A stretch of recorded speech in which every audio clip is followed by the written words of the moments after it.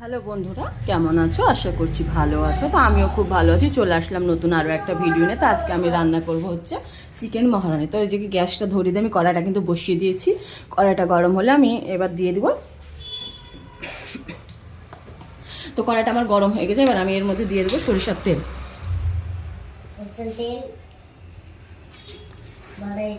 তো তেলটা আমার গরম হয়ে গেছে, এবার আমি ফোড়নে দিয়ে দিব তেজপাতা, গোটা এলাচ আর দারচিনি। ফোড়নটা আমার হয়ে গেল, এবার আমি এর মধ্যে দিয়ে দেবো কুচি করে রাখা পেঁয়াজ।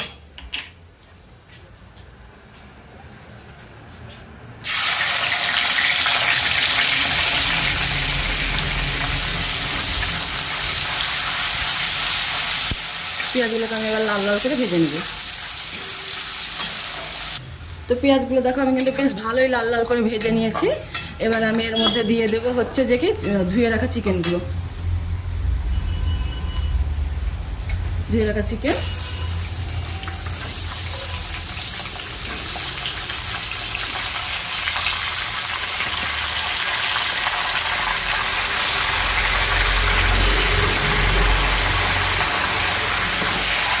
চিকেনগুলোকে হালকা আমি লবণ দিয়ে এবার হালকা করে একটু ভেজে নেব।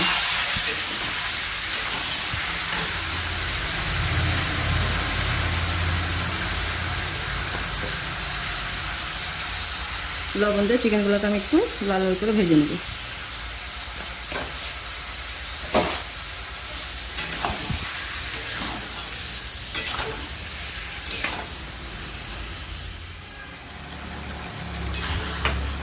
চিকেনগুলো দেখো আমার হালকা করে ভাজা হয়ে গেছে। এবার আমি এর মধ্যে দিয়ে দেবো হচ্ছে আদা রসুন জিরে ধনে একসঙ্গে বাটাটা এবার আমি দিয়ে দেবো। দিয়ে সুন্দর করে আমি এবার মশলাটাকে কষিয়ে নেব।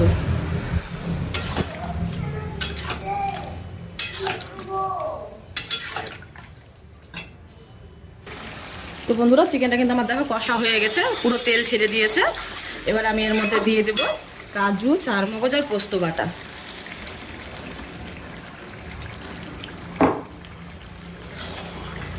দিয়ে একটু হালকা করে আর একটু কষিয়ে নেব। নিয়ে আমি সামান্য পরিমাণে একটু জল দেব, পানি দেব, সরি।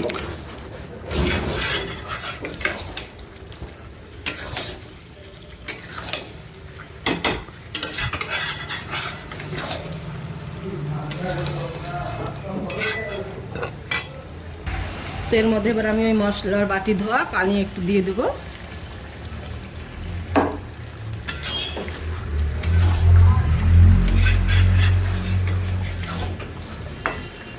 তো এই চারমগজ পোস্ত বাটা দিয়ে কিন্তু বেশিক্ষণ না রাখুন, বেশি লাগতে হয় না। তো এবার আমি এর মধ্যে দিয়ে দেবো হালকা কুসুম গরম দুধ।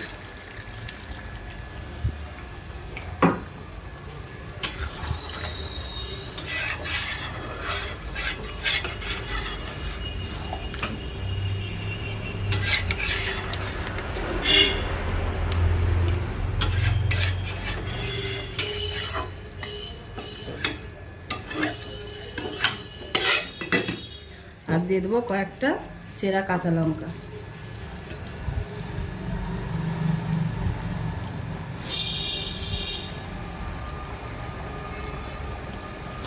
ভালো করে ফুটে গেলে তখন আমি এটা ঢেলে নেব।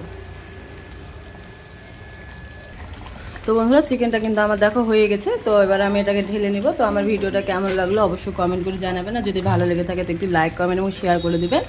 আর আমার চ্যানেলটি নতুন যেহেতু সেজন্য আমার চ্যানেলটি ফলো এবং সাবস্ক্রাইব করে দিবেন। তো আপনারা পুরো ভিডিওটা যে আমার ধৈর্য ধরে দেখেছেন সেজন্য আপনাদেরকে অসংখ্য ধন্যবাদ।